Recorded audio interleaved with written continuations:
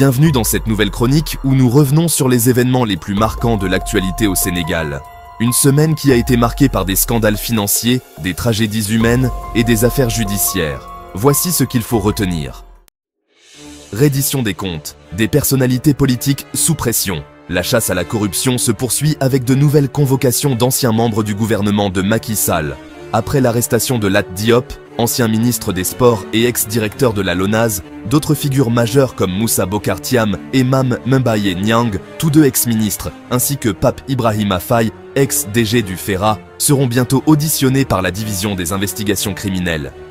Ces auditions s'inscrivent dans le cadre de l'enquête sur la gestion des deniers publics et des fonds importants dont l'utilisation reste suspecte, avec des soupçons de détournement s'élevant à plusieurs milliards de francs CFA. L'affaire du Prodac, les recettes générées avec les opérateurs téléphoniques et la gestion des infrastructures routières seront au cœur des débats. Le tribunal des flagrants délits de Dakar a récemment jugé une affaire touchant à la vie privée. Monsieur MN, sous mandat de dépôt depuis le 12 septembre, a été condamné à 2 ans de prison, dont 4 mois fermes, pour avoir diffusé des vidéos intimes de son ex-compagne, NG. Ce dernier avait utilisé ces vidéos comme moyen de chantage après une dispute financière. Malgré ses dénégations initiales, il a fini par avouer, et la justice a rendu un verdict sévère pour punir cette atteinte grave à l'intimité. Le port autonome de Dakar est secoué par un énorme scandale de fraude douanière. Une opération de la douane a révélé l'utilisation de chèques du Trésor falsifiés, entraînant une perte colossale de 8 milliards de francs CFA pour le Trésor public.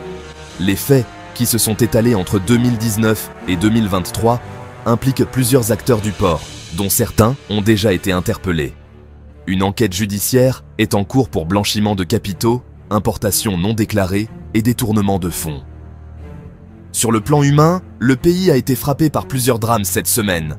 À Ndombo Sanjiri, une femme de 67 ans a perdu la vie dans l'effondrement d'un linteau de véranda, alors qu'à Sicap Mbao, un ouvrier a été électrocuté en déplaçant un réfrigérateur.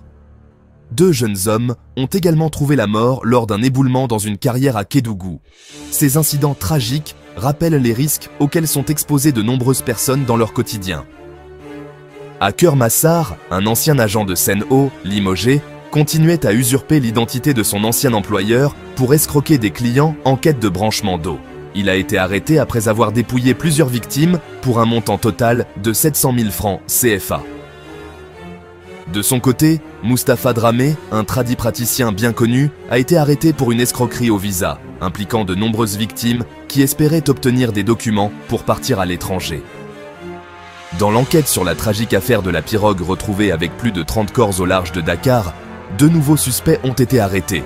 Ils sont accusés d'avoir facilité les départs clandestins en recrutant des candidats à l'émigration. Le convoyeur principal, Nahaï, reste en fuite mais pourrait se cacher en Gambie, selon les révélations faites par les suspects arrêtés. La police de Bargny a, elle aussi, démantelé un réseau de passeurs, empêchant de justesse une nouvelle tentative d'émigration irrégulière vers l'Espagne. Le passeur principal a été arrêté avec 6 candidats à l'émigration, dont un mineur. La fouille de la maison a permis d'interpeller un élève, fils d'un convoyeur fugitif, qui était chargé de loger les migrants.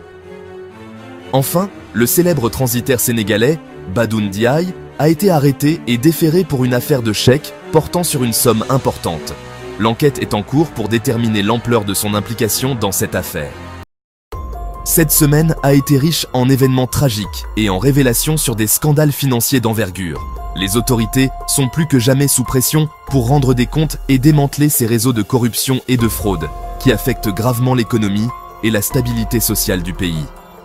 Quant aux drames humains, ils rappellent une nouvelle fois la nécessité de renforcer les mesures de sécurité et de protection pour éviter de telles pertes tragiques.